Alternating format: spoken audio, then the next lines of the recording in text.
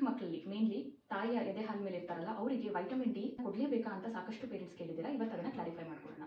ಮೊದಲನೇದಾಗಿ ತಾಯಿಯ ಹಾಲಲ್ಲಿ ಒಂದು ಅಂಶ ಈ ಡಿ ಏನಿದೆ ಅಲ್ವಾ ಅದು ತುಂಬಾನೇ ಕಡಿಮೆ ಇರುತ್ತೆ. ಅದಕ್ಕಾಗಿ ವೈಟಮಿನ್ ಡಿ ಸಪ್ಲಿಮೆಂಟೇಷನ್ ಕೊಡಬೇಕು.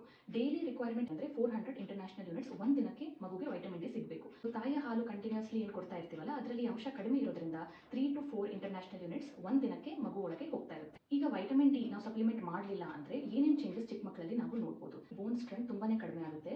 ಅದರಿಂದ ಹೈಟ್ ಕೂಡ ಎಫೆಕ್ಟ್ ಆಗ್ಬೋದು. ಹಾಗೆ ನಿಮ್ಮ ಮಗು ವಾಕ್ ಮಾಡೋದು ಕೂಡ ಡಿಲೇ ಮಾಡುತ್ತೆ.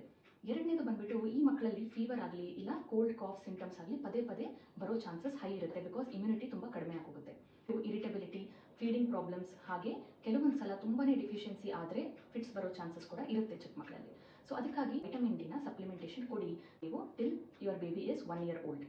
ಕೆಲವೊಂದು ಪೇರೆಂಟ್ಸ್ ಕೇಳ್ಬೋದು, ಎದೆ ಹಾಲು ಬಿಟ್ಟು ನಾವು ಬೇರೆ ಏನನ್ನೂ ಕೊಡೋದಕ್ಕೆ ಇಷ್ಟಪಡೋದಿಲ್ಲ, ಸೊ ನಾವು vitamin D supplementation sunlight through ಕೊಡ್ಬೋದಾ ಅಂತ.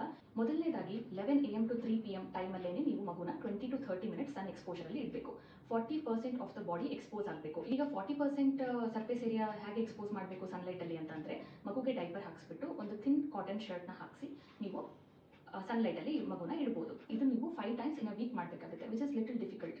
ಹಾಗೆ ಡಿಫಿಷಿಯನ್ಸಿ ಆದರೆ ಮಕ್ಕಳಿಗೆ ಸಾಕಷ್ಟು ತೊಂದರೆ ಆಗ್ತಿರೋದ್ರಿಂದ AAP ಹಾಗೂ IAP ಎರಡೂ ಕೂಡ ಚಿಕ್ಕ ಮಕ್ಕಳಿಗೆ 1 ವರ್ಷದ ತನಕ ವೈಟಮಿನ್ ಡಿ ಸಪ್ಲಿಮೆಂಟೇಷನ್ ತಪ್ಪದೇ ಕೊಡಬೇಕು ಅಂತ ರೆಕಮೆಂಡ್ ಮಾಡಿದ್ದಾರೆ.